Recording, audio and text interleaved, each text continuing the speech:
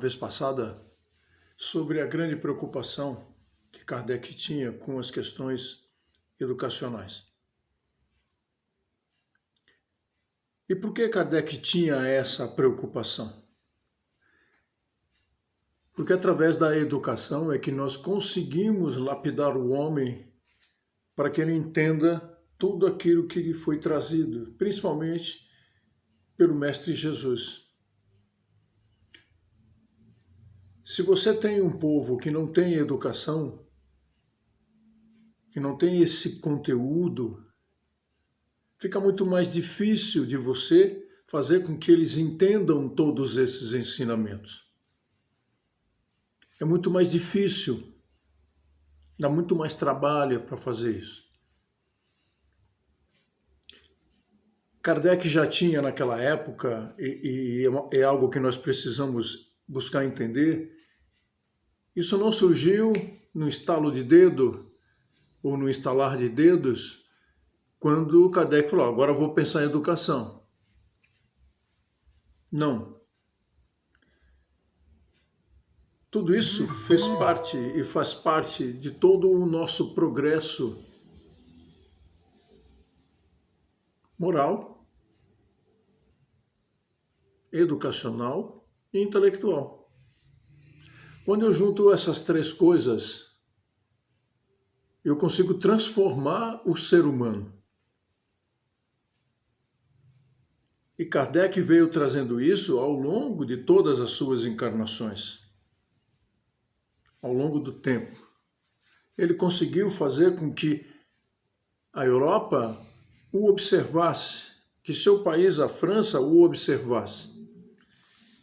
Ele ganhou prêmios e foi indicado a outros, como Sociedade Acadêmica, Instituto Histórico de Paris, Academia Real de Arras. Ele ganhou um prêmio chamado sobre um tema, né? Qual o sistema de estudos mais de harmonia com as necessidades da época? Ou seja, ele ganhou prêmios porque ele estudava a época e tentava entender como é que ele poderia transformar tudo aquilo. Como é que ele poderia levar essas instruções? Que tipo de ferramentas ele precisava usar para fazer isso?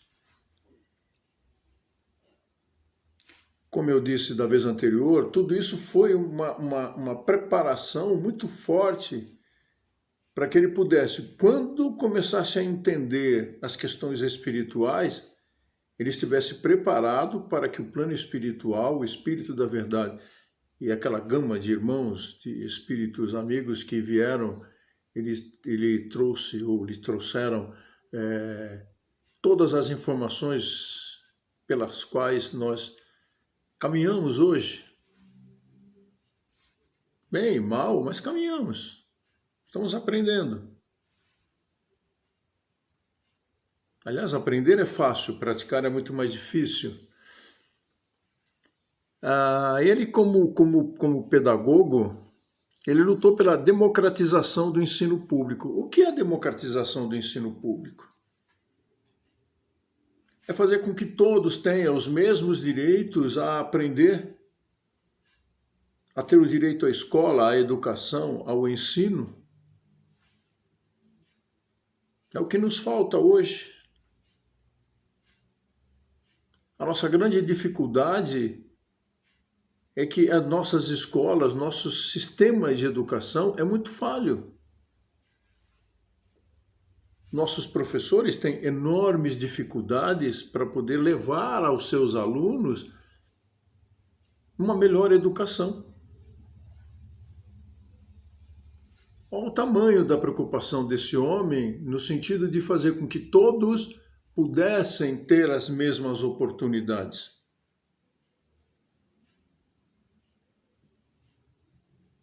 E isso se faz necessário até hoje, já são quantos anos?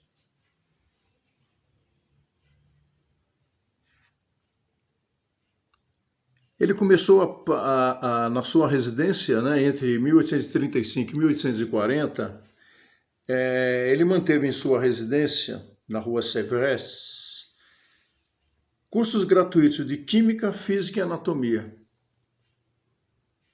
Ele não estava preocupado com a questão financeira, ele estava preocupado com a questão filosófica, com a questão educacional. Ele ensinava gratuitamente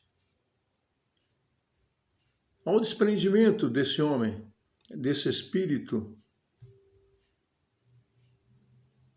ao quanto ele veio nos ensinar e quanto nós ainda temos a aprender e quanto nós vacilamos, gaguejamos a nível de evolução.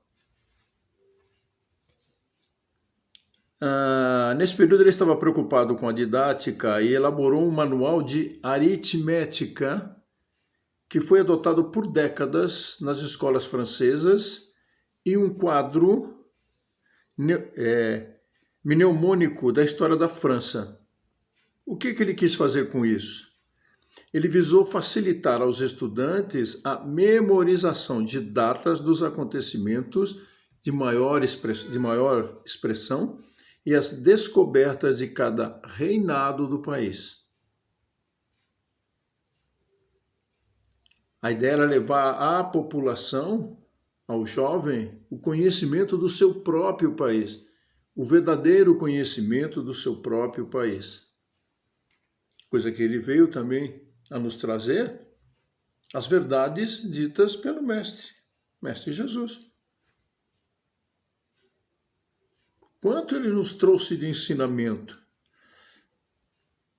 As matérias que ele lecionou como pedagogo, Química, Matemática, Astronomia, Física, Fisiologia, Retórica, Anatomia comparada e francês, além do alemão, que ele tinha pleno conhecimento. Dá para a gente entender o porquê de toda a preocupação dele depois em nos trazer em tão pouco tempo, num curto espaço de tempo, tantas informações sobre as questões espirituais. Seu cérebro trabalhava muito rápido, era de uma desenvoltura fantástica.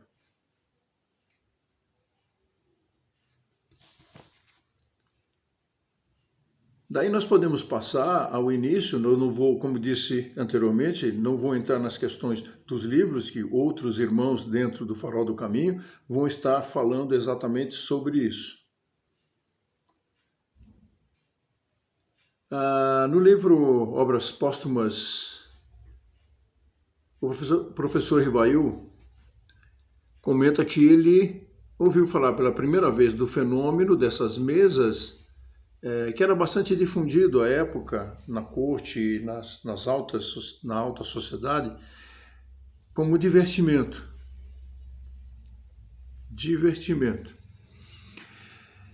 Foi através do seu amigo Fortier, que era um magnetizador de longa data, ele trabalhava com energias, ele sabia como lidar com energias, mas ele não deu muita atenção a isso.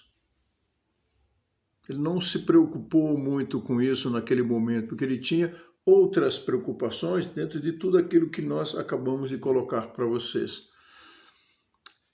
Apenas em maio de 1855, quando ele já estava preparado pelo plano espiritual, pronto, ele foi buscar entender efetivamente o que eram essas mesas, que eram chamadas de mesas girantes na época, né? E já tínhamos naquela época a criptografia, que eram as pancadas, as batidas, né? Eram batidas que eram códigos que se referiam a letras. Ele passou a usar o pseudônimo de Allan Kardec, né, para depois nós falarmos um pouco mais sobre isso na próxima aula, ou na próxima vez que estivermos com vocês. Uma das informações é que ele teria adotado Allan Kardec porque um parente de uma vida passada veio e pediu que ele fizesse isso. Há uma outra questão também, que quando o Espiritismo começou a criar uma forma na França e acabou acontecendo na Europa. A mesma coisa que aconteceu com Bezerra de Menezes no Brasil, no Rio de Janeiro. Isso é um tema para uma outra oportunidade.